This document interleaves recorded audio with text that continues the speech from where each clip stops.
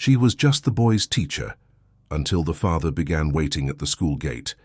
Some connections don't begin with words.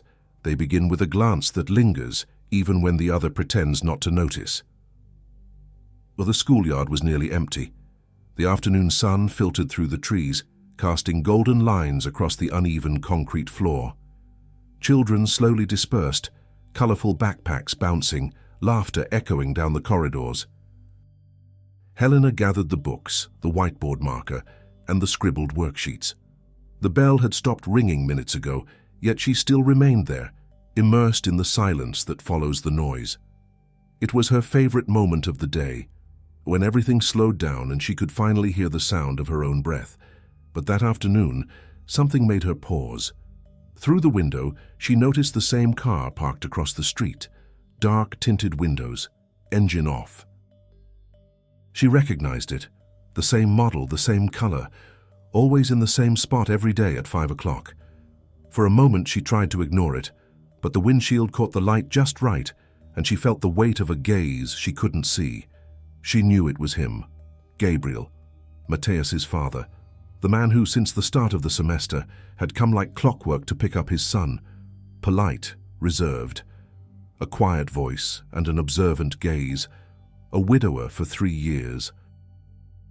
There was something in him that slipped through the simplicity of his words, a calm that seemed to conceal the weight of something deeper. Helena looked away, pretending to focus on her papers, but deep down she felt a subtle discomfort, as if their routine had grown a little too personal. At first it seemed like coincidence, then habit. Now it was beginning to feel like something more. She erased the board with deliberate force, trying to banish the thought. The white foam of the marker blended with the classroom's old dust. The sound of the eraser, footsteps echoing down the corridor, the creak of wood beneath her heels, it all formed a kind of solitary choreography. Outside, the car remained, still, silent. Helena locked the door, adjusted the scarf around her neck, and descended the steps slowly. As she stepped out, the cold afternoon breeze wrapped around her. The sky had begun to shift in color, a fading blue streaked with heavy clouds. She crossed the courtyard, passed through the main gate, and without looking directly noticed the car's reflection still there. She walked to the bus stop, holding her bag tightly against her body. The distant noise of the city reached her in fragments, honking, voices, the metallic clatter of streetcar rails. She waited for the bus, pretending not to notice. But suddenly, she heard the engine start. She turned. The black car eased slowly across the street, not fast. Not intrusive, just enough for her to notice. The window rolled down a few inches. From inside, his gaze met hers. Gabriel didn't speak. He simply nodded, a subtle, respectful gesture. But there was something in his expression, a quiet attentiveness that reached beyond the role of a father. Helena returned the gesture with a small, almost instinctive nod, then turned her eyes to the horizon. The bus arrived. She boarded without looking back. Through the window, the city lights began to flicker on one by one, as if the day was saying a slow goodbye.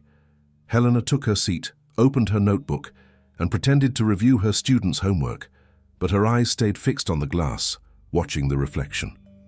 Outside, the car followed at a distance, and no matter how much she tried to convince herself it was just coincidence, something deep within her knew it wasn't.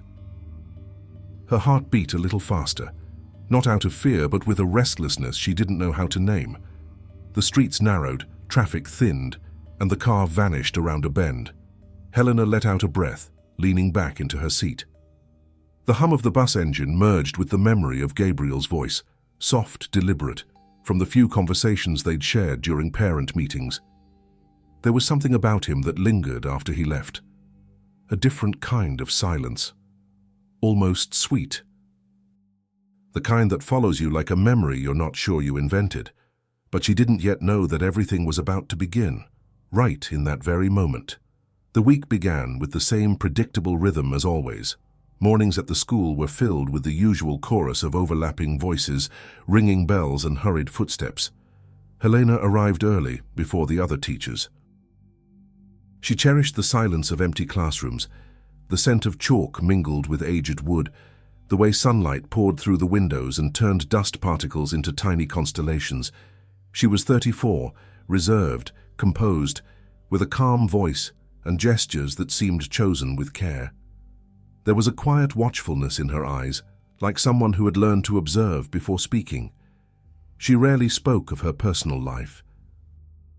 Some colleagues knew she was from another city, that she lived alone and that she avoided social gatherings outside of work. There was a meticulous kindness in her, as though each word was selected with precision. But there was also a solitude she herself never named, an absence so familiar it no longer hurt. It simply was. That Monday, a dispute between two boys disrupted recess.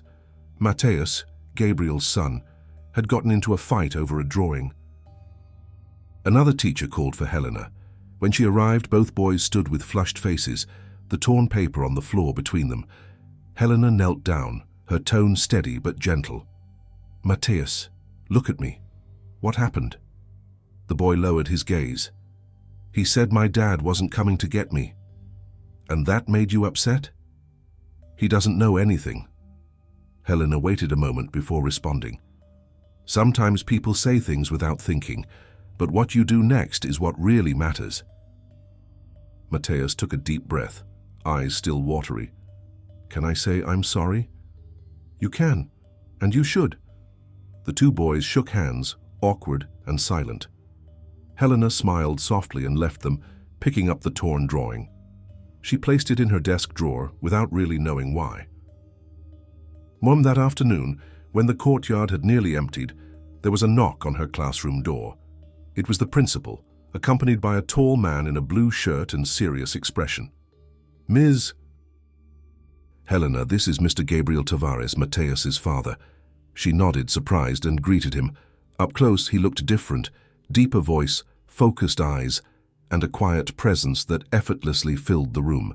Gabriel thanked the principal and asked to speak with her privately. "Mateus told me what happened," he began. "He said you helped him." Helena clasped her hands. "He's a good boy.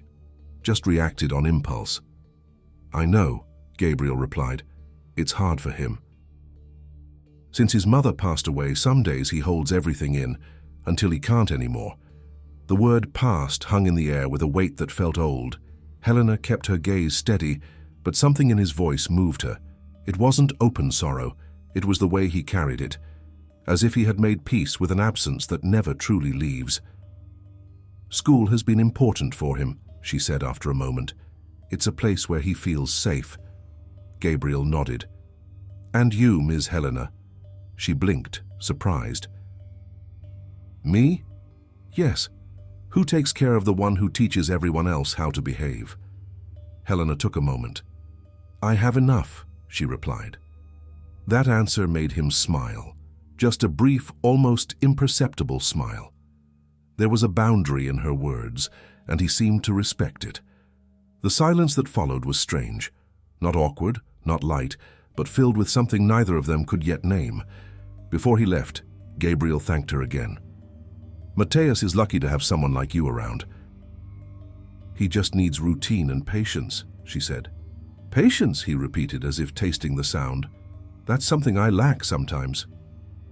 When he left, Helena stood in the quiet room, watching his reflection fade through the window. The sun barely touched the ground now, and the courtyard was deserted. In the days that followed, something shifted. Gabriel began arriving a little earlier to pick up his son. He stayed inside the car, sometimes reading, sometimes simply watching the school gate. And Helena, against her better judgment, started to notice. One afternoon, a sudden rain caught everyone by surprise. Children rushed back inside, and Helena helped a few mothers as they came for their kids. Mateus waited, fidgeting. When the car finally pulled into the lot, he ran. Gabriel stepped out quickly, coat soaked, hair dripping. He thanked Helena in a hurry for staying with the boy. "Storms come fast around here," he said, wiping his face. "And parents forget their umbrellas," she replied, in a tone more personal than she intended. They both smiled. It was brief, but it broke the formality. Mateus climbed into the car, and just before driving off, Gabriel turned to her. He didn't say anything, he just nodded, and this time the gesture felt different. Not a farewell, but a memory. Helena stood there for a few seconds, watching the car disappear into the rain. She felt something strange, a mix of curiosity and hesitation. She couldn't explain it, but this man was quietly altering how she experienced her own days. That night, once home, she took off her coat and sat at the table. The rain continued outside, steady. She opened the drawer, pulled out Mateus's torn drawing, and pieced it back together with tape. It was a simple picture. A man, a woman, and a child. At the bottom, in a child's handwriting, Miss Helena. She stared at it for a while. Then, without quite knowing why, she folded the paper and placed it inside a book. Outside, the rain had softened, and in the quiet that followed, something shifted within her. Not love, not desire, just the recognition that maybe someone had truly seen her. What she didn't yet know was that the real upheaval wouldn't come from his gaze, but from what fate would choose to do with it. The weeks that followed unfolded with the same outward rhythm as always, but beneath the surface, something had quietly begun to shift, a silent expectancy, growing in a space no one dared name. Helena, ever meticulous, started watching the clock.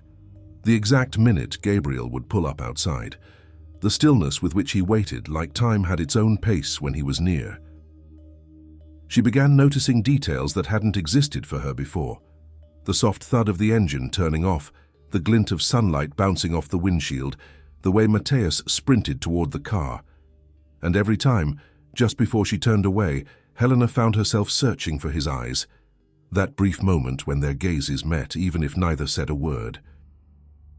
Testimonies habit in one Friday, chance, or something that only pretended to be chance, placed them face to face outside the school. Helena had stayed late, carrying a bag full of student papers to grade at home. The street was quiet, and the warm evening air carried the smell of fresh bread from a nearby bakery. She walked distracted, steps light, until she stumbled on the uneven pavement. Books scattered across the ground. Before she could crouch down, a familiar voice broke the silence. Careful. Gabriel was already there, helping her gather the papers. The gesture was simple, but his tenderness disarmed her. He returned the books one by one, slowly, with care. When he handed her the last one, their fingers brushed. It was brief, but enough to change the air around them. "Thank you. I didn't see the step," she said, her voice slightly shaky. "I did," he replied, soft as a whisper. "But I got there a second too late." She gave a small smile and tried to hide it. "So now you're responsible for my safety too?" "No," he said. "I've just learned to notice when someone forgets to look down." A silence followed, one of those silences that doesn't ask for a reply, only presence. In the distance, a church bell rang, filling the space between them. "Heading home?" he asked. "Yes. I've got a mountain of essays waiting for me." "Can I give you a ride?" "That's not necessary." "I insist." Helena hesitated. She glanced at his car parked just a few feet away. Some instinct told her accepting would change something, but that day, she didn't want to avoid the risk. "All right," she said at last. The inside of the car smelled faintly of leather and woodsy cologne. A soft jazz tune played in the background, slow, old, barely audible. Gabriel drove calmly, like someone with nowhere to rush. Helena watched the city pass by through the window, the reflection of lights dancing across her face. "How long have you been teaching?" he asked, eyes on the road. "Almost 10 years. You must really love it." "I do. It's what I know how to do." "And before that?" She paused before answering. "Trying to find myself in another city." "And did you?" "Not yet." He nodded slowly, not pressing further. Their conversation drifted between brief pauses and small questions. She learned he ran a small construction company inherited from his father, worked too much, slept too little. He learned she lived alone in a modest apartment with a balcony where she grew basil and mint. When the car stopped in front of her building, neither moved for a moment. A light rain had started falling, soft against the windshield. Helena reached for the door, but before stepping out, he said, "Helena." She turned, caught off guard. "Yes?" "Matthias likes you. I like him too." "I know." He paused. "I also like seeing you with him." The words hung there, ambiguous, unspoken. Helena didn't respond. She just nodded and stepped out. Walked to her gate slowly, fully aware of his eyes still following her. In the days that followed, they pretended nothing had changed, but everything had. Parent meetings grew more tense, their conversations more delicate. Gabriel began leaving small notes in Matthias's backpack. Reminders, messages, simple doodles, always ending with, "Thank you, teacher." Helena never replied, but she kept everyone. And though she tried to maintain routine, she could no longer ignore what was growing inside her: curiosity, respect, and the inevitable stirrings of tenderness. One afternoon, Chance showed up again. Helena was sitting at the cafe across from the school, grading notebooks, when she heard his voice. Familiar, casual. She looked up. Gabriel was speaking to the waiter, ordering 2 coffees. When he saw her, he smiled with such ease, it melted any pretense of distance. "Mind if I join you?" he asked. She hesitated, but before she could answer, he'd already pulled out the chair. They talked about trivial things, the weather, books, the children. And with every word, the space around them seemed to adjust, as if even the noise of clinking cups, steaming machines, and murmuring tables stepped quietly to the background. When she stood to leave, he said something that didn't sound like goodbye. "See you tomorrow." And as Helena walked home, she realized she could no longer imagine the end of the school day without expecting to see him across the street. That night, sleep came late. She lay staring at the ceiling, listening to the city's distant hum. She thought about how things begin, not with promises, but with patterns, and how sometimes those patterns become the perfect disguise for longing. In the quiet of her room, she finally admitted to herself what she had been trying to deny. She waited for his gaze, and for the first time, she didn't feel guilty about it. But fate, patient as always, was already preparing the first tremor, the first crack between what is allowed and what is inevitable. Mornings began to feel different, though no one at school would have noticed. Helena still arrived at the same hour, walked the same hallways, and smiled with the same quiet grace. But something had changed. A new pause in her movements, a subtle breath woven into the fabric of her routine.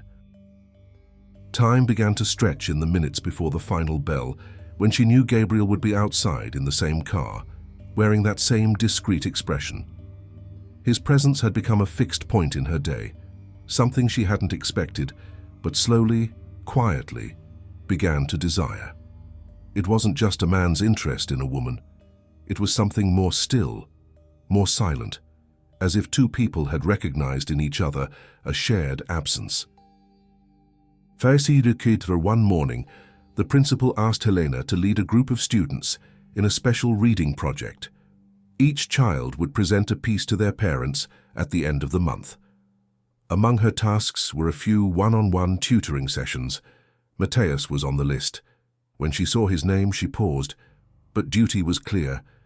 And so, on the appointed day, she found herself knocking on Gabriel's front door.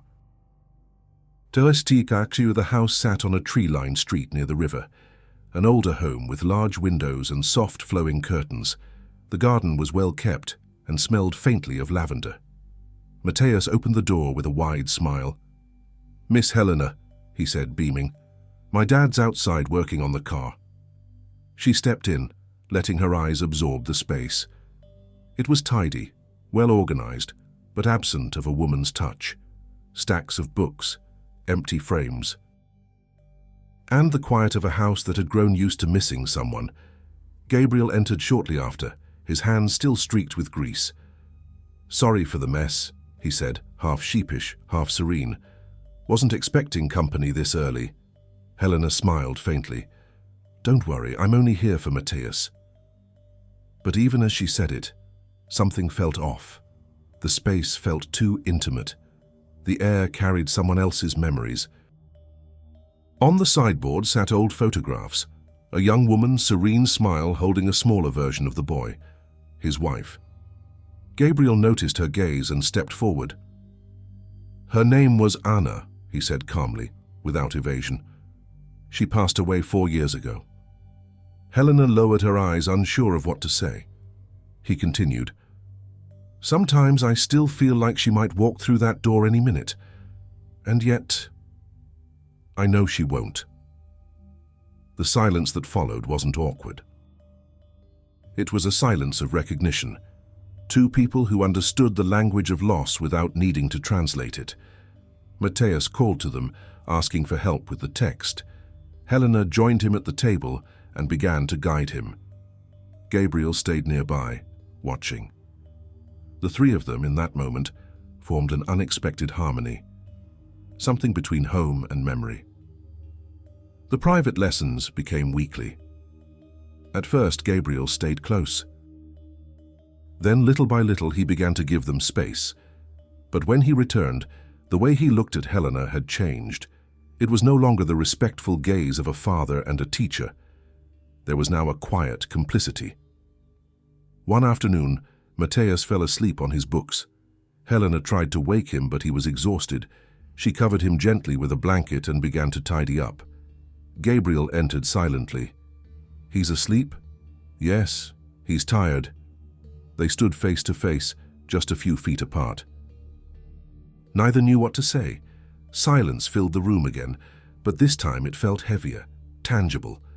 Gabriel walked to the window and drew the curtain slightly. "When Anna died, I thought this house would never hear another sound," he said, eyes still on the glass. "And now?" she asked softly. "Now I hear footsteps again." Helena's heart beat faster. He turned. Their eyes met, and for the first time, neither looked away. There was no touch, no word. Just a shared breath, the moment before something happens, already alive but not yet spoken. In the days that followed, balance became harder to maintain. Helena began to question the boundaries of ethics, the real meaning of the professionalism she had always honored. But it was too late. What they shared had already stepped beyond safe territory. One afternoon, during a school meeting, she overheard two colleagues whispering about the teacher who's getting too close to a student's father. They didn't say her name, but the glances were enough. Helena felt the flush rise in her cheeks, but held her composure. That was the first crack. That night at home, she sat at the table staring at the phone. She thought about calling Gabriel, about saying she could no longer tutor his son, but she didn't call. Her hand hovered over the receiver, then dropped.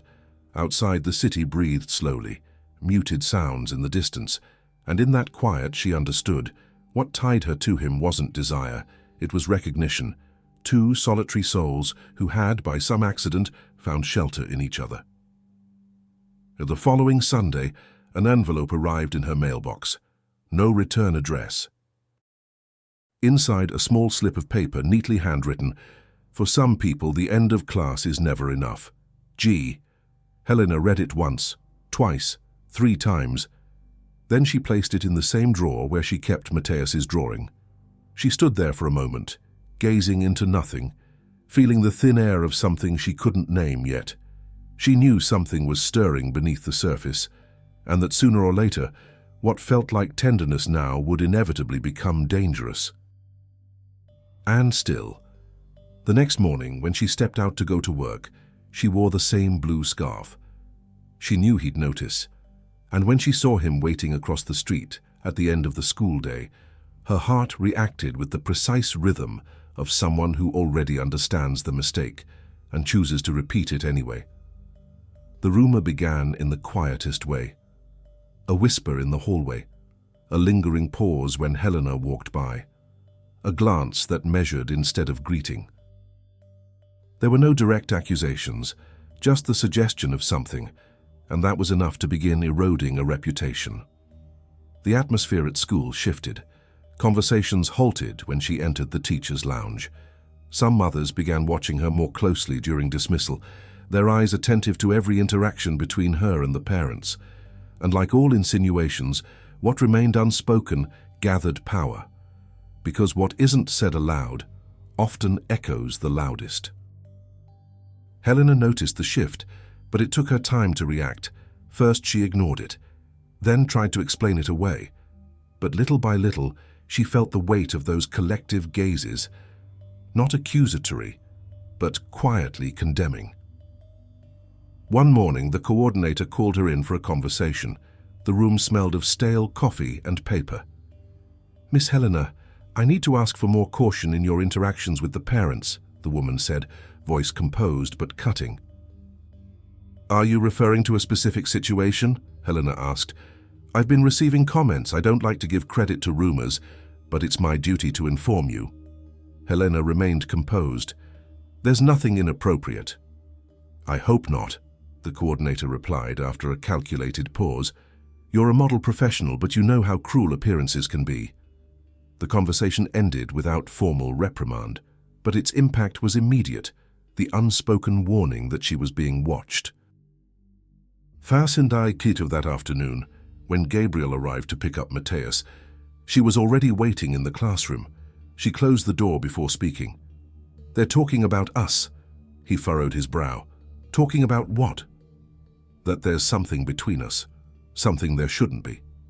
For a moment he seemed confused. Then his shoulders dropped. He exhaled. "Is there?" he asked, not with sarcasm, but sincerity. Helena looked at him. "I don't know what there is. But I do know what there can't be." Gabriel stepped a little closer, but kept enough distance not to cross a line. "I haven't done anything wrong. Neither have I. But sometimes the mistake is simply being where we shouldn't be." "So you're asking me to stop coming?" "I'm asking you not to wait at the gate anymore." He hesitated. "If I stop, it'll look like we're confirming their suspicions. And if you don't," she said, "it'll destroy me." Her words struck hard, quiet and final. The air between them felt heavier, tighter. Gabriel lowered his eyes, the way someone does when they know there's no argument left to give. "All right," he said quietly. "I won't wait anymore." He turned and walked away. Helena stayed still, listening to his footsteps fade. When the silence returned, she sat down and stared at the empty doorway. In the days that followed, the courtyard lost its shape. The end of the school day felt longer, colder. Helena avoided the parents, avoided her colleagues. She stuck to her schedule, gathered her materials, and hurried home like someone running from their own shadow. Gabriel kept his word. He no longer waited at the gate. A driver came to pick up Mateus, who always looked around for a face that wasn't there. One day the boy asked, "Miss Helena, did my dad do something wrong?" Helena swallowed hard. "No, sweetheart. Sometimes adults just need silence. He says silence hurts." "It does," she whispered. Mateus nodded, not really understanding, but her answer was truer than she wished it was. That night, Gabriel appeared at the school, not to pick up his son, just to see her. It was raining softly, the sky overcast. His hands were tucked into his coat pockets, his gaze fixed on the ground. Helena noticed him before he said a word. "I asked you not to come," she said, keeping her distance. "I know. But I can't pretend nothing's happening." She crossed her arms. "All we had were things we couldn't say. Now we have to learn to stay silent. I don't want silence. And I can't speak." Her words landed like a verdict. Gabriel breathed deeply and stepped forward. "What are you afraid of?" he asked. "Of losing the little I still have." He lifted his hand to touch her arm, but stopped mid-gesture. The rain was the only sound between them. "I never meant to complicate your life," he murmured. "I just didn't know what to do with what I felt." She looked at him one last time. "Then do what I'm trying to do, pretend you don't feel it." And she walked away. The door closed behind her with a dry, final sound. Its echo lingered in the hallway longer than it should have. The next day, the administration announced Helena's transfer to another school unit. The official reason: staff realignment. Helena understood the message that hadn't been said. She didn't argue. She packed in silence. The students said their goodbyes with hugs and notes, including one from Mateus, who left a familiar drawing on her desk, this time redone with a new detail: the father, the teacher, and the boy, hand in hand. She kept it without a word. When she stepped out of the classroom, the courtyard was empty. No car waited on the other side of the gate. The rumor had done its job, separating them without a shred of proof, only the weight of what people imagine. But time, which sees all, still held the moment that would restore balance. An inevitable reunion in another context, when words would finally be allowed. The months that followed dragged on with the slow rhythm of a prolonged winter. Helena adapted to the new school the way someone settles into borrowed space. It was a smaller institution, tucked away from the city center, surrounded by aging trees and peeling walls. The children were different, the colleagues unfamiliar, and yet she moved with the same disciplined precision as always, as if the order of daily tasks was the only refuge left to her. She arrived early, draped her coat over the chair, arranged the board. She spoke little, listened much. But Gabriel's absence, and all he represented, lingered in subtle distractions. The way she glanced out the window before dismissal, how she avoided certain tones of voice that reminded her of him, or how she sometimes caught herself writing his name in the corner of a page without realizing. Her life moved forward, yes, but it did so like a song, missing its essential note. Mais un toujours on weekends, Helena would walk alone to the nearby market, buy fruit, and return in silence. At home, the stillness was dense.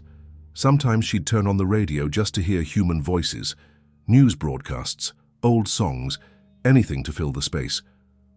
One night, as rain fell heavily, she made tea, sat at the table, and opened her notebook. Tucked between the pages was Mateus's drawing, faded now, time-worn. She traced the lines with her finger, realizing how distant, almost unreal it all seemed. But it wasn't.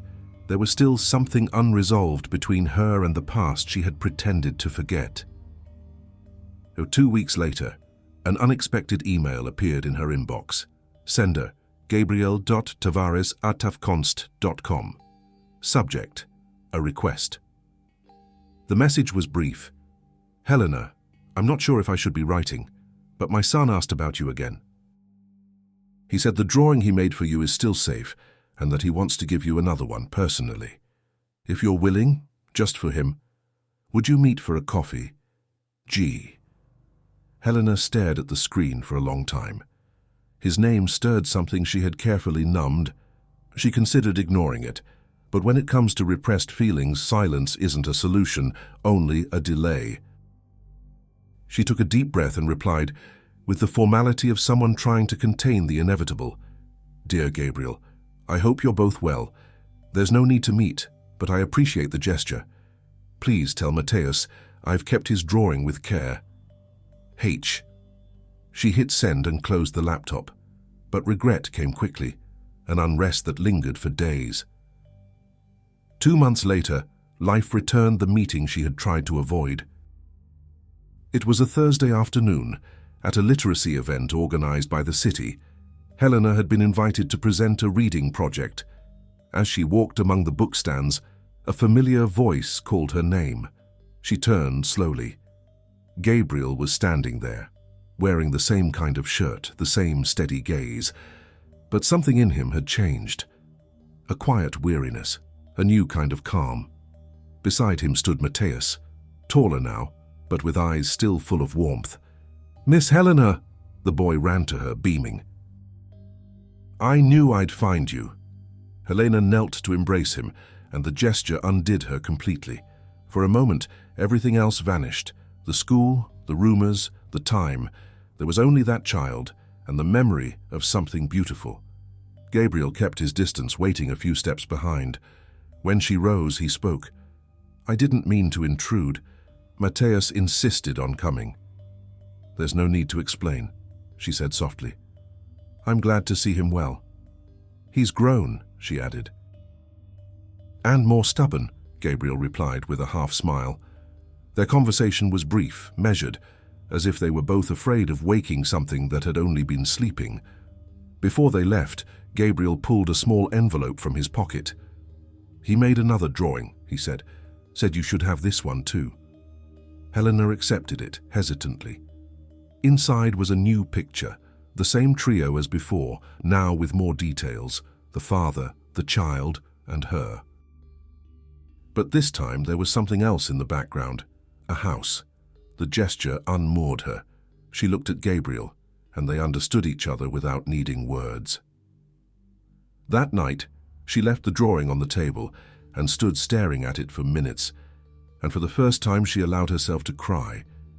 It wasn't just longing, it was recognition.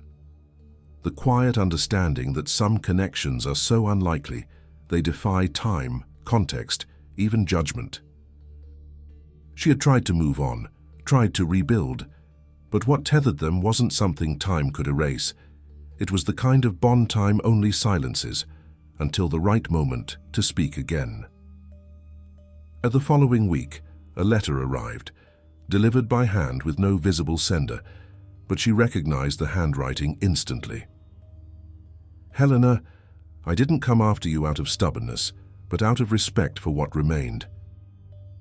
For months I tried to convince myself that what we felt was a mistake, but the mistake would be pretending it never existed. I don't want to take you from anything, nor lead you anywhere. I just want to see you well, and maybe, if fate allows, hear your voice without the weight of guilt. G. Helena folded the letter carefully, placing it inside her poetry book, the same one where she'd hidden his first note years ago. The act felt like a farewell, but also a beginning. Not reconciliation, but the first step toward acceptance. The wind rustled through the open window, and the curtains swayed gently. Outside, the trees made the same soft sound she remembered from the afternoons when she waited for school to end, and for the first time she smiled without sadness. She still didn't know if there would be a reunion, but she knew now that love isn't always what we have. Sometimes it's what we come to understand far too late. The final reunion didn't arrive with the drama she had once imagined. There were no emotional letters, no abrupt scenes. It came like all things that truly mark a life, quietly, almost absent-mindedly, on a day that looked like any other, and yet wasn't. It was a cold July afternoon. Helena had been invited to speak on emotional education at a state conference. The auditorium was part of a riverside convention center. She had prepared with the kind of care one reserves for formal occasions, hair neatly tied back, a sober scarf at her neck, notes carefully organized in her folder. As she spoke to the audience, her voice held steady, though a faint tremor lingered beneath each breath. She talked about empathy, about the role of teachers in recognizing the silent pain of children, about the duty to listen to what is never said. The words flowed easily, until she lifted her eyes from the page and saw him. Gabriel was seated in the second-to-last row. There was no mistaking him. That same serene expression, that gaze that neither sought hers out nor looked away. For an instant, the world seemed to shrink until it fit entirely in the space between them. She finished the lecture without faltering, but every word she spoke seemed to pass through him. When it ended, the audience applauded. Helena thanked them, gathered her notes, and took a deep breath before stepping off the stage.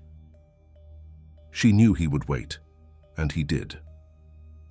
They met in the lobby among scattered voices and echoing footsteps. He didn't approach right away. He simply waited for her to notice him. When she did, Helena walked to him slowly, the way one accepts an inevitable fate. "I thought I'd never see you again," she said, without hiding the serenity time had given her. "I thought the same," he replied, "but fate has a taste for irony." His smile was brief, restrained. She didn't return it. "Why did you come?" "Because I heard you were speaking about listening to what isn't said, and I thought, that's our story." His words touched her in a way she hadn't expected.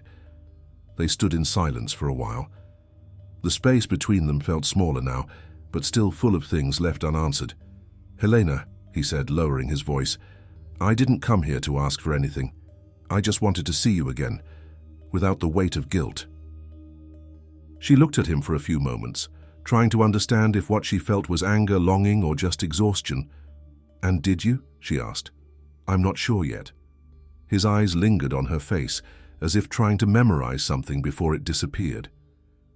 "You know," he continued, "I spent a long time trying to forget, but forgetting isn't a choice. It's just absence."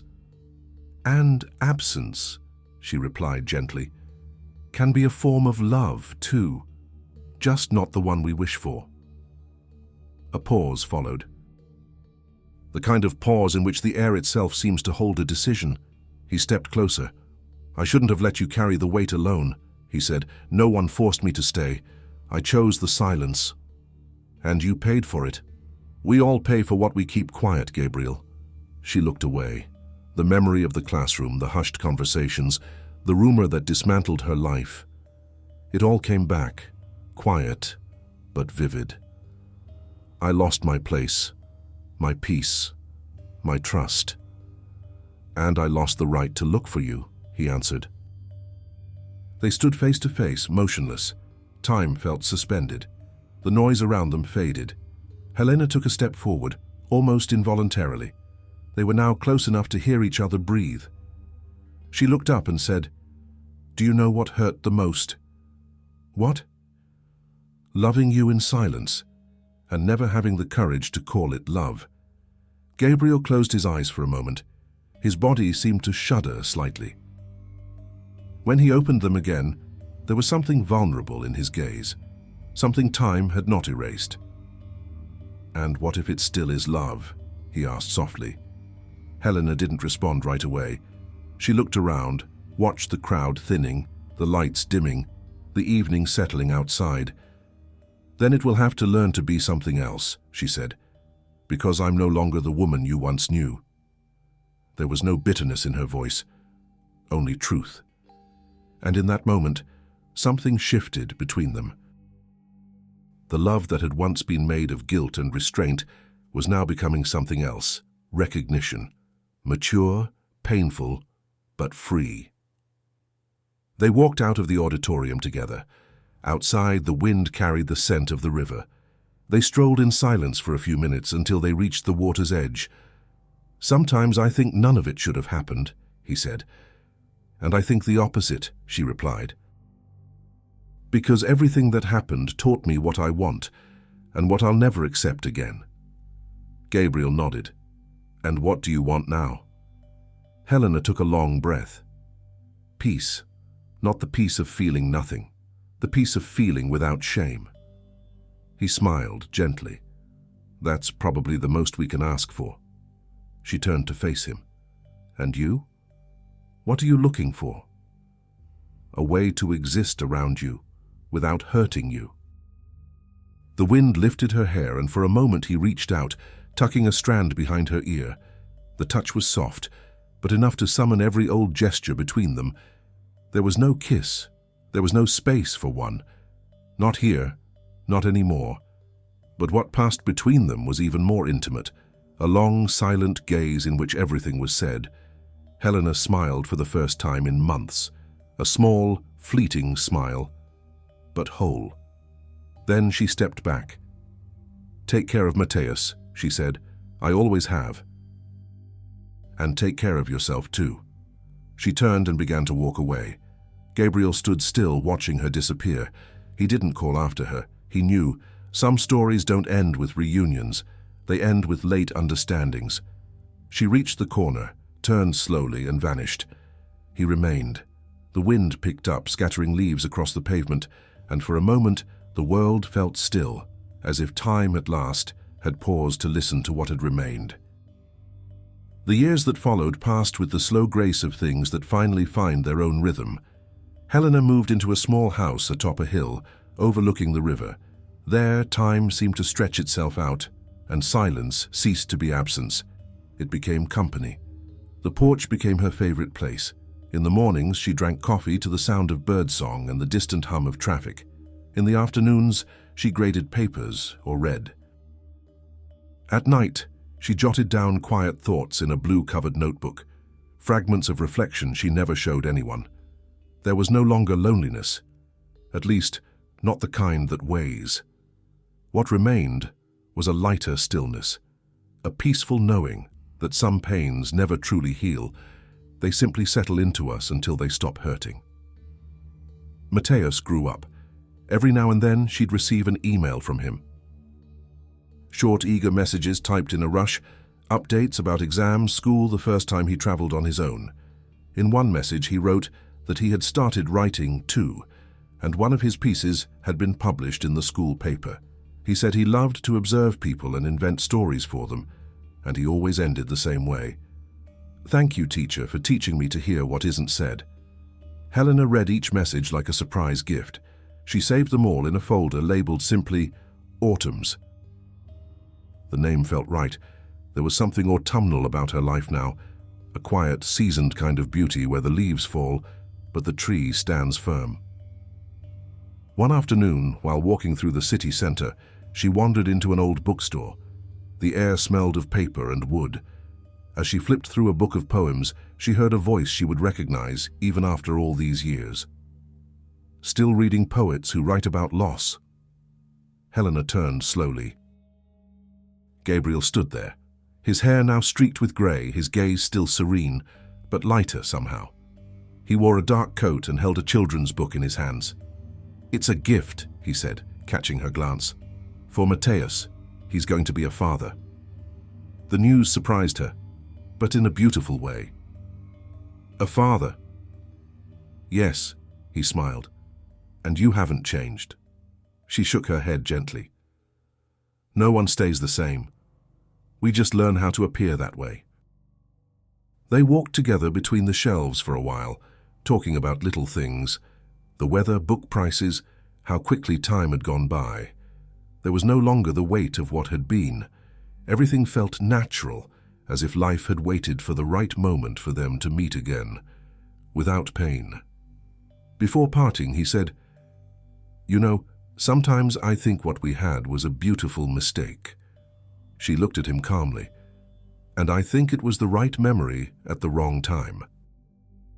Gabriel nodded, and the silence that followed was no longer uncomfortable. It was mature, peaceful, two adults who had survived their own past. "Take care of yourself, Helena." "I've learned how," she replied. That was the one lesson that stayed. He smiled, touched her shoulder gently, and walked away. She stood for a moment watching him go. Then she returned to the book she had been reading. It was a collection of poems about time. One verse read, "Love when left unfulfilled remains, not out of insistence but memory." Helena closed the book, bought it, and walked down to the river. The wind was cold, and the sunset spilled like paint across the sky. She sat on a bench and opened the book again. Inside, she tucked the final letter he had written to her, years ago. She no longer needed to reread it. She knew every word by heart. But she liked the idea of keeping his words inside something that spoke of time, the only place where certain loves survive with dignity. The sky darkened slowly. One by one, the city lights flickered on. Helena sat there until the air grew thick and the sounds of passing cars turned to distant hums. Then she closed the book, stood up, and looked at the reflection of the bridge on the still water. She smiled, not with longing, but with gratitude. Because now she understood. Love isn't what remains, it's what changes us. She turned, walked slowly down the sidewalk, her bag tucked close, the sound of her footsteps blending with the wind. The world felt at peace. And so did she.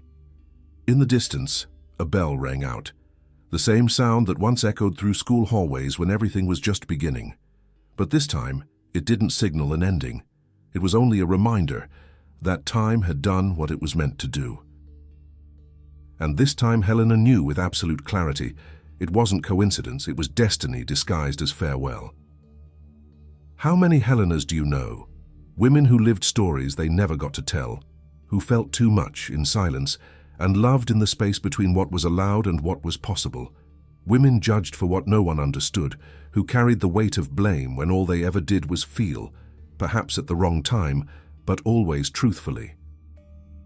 Helena learned late that love doesn't have to be lived to be real. Sometimes it only needs to be understood, and when that happens, the heart no longer bleeds. It matures. Maybe you, listening right now, have known a love like that.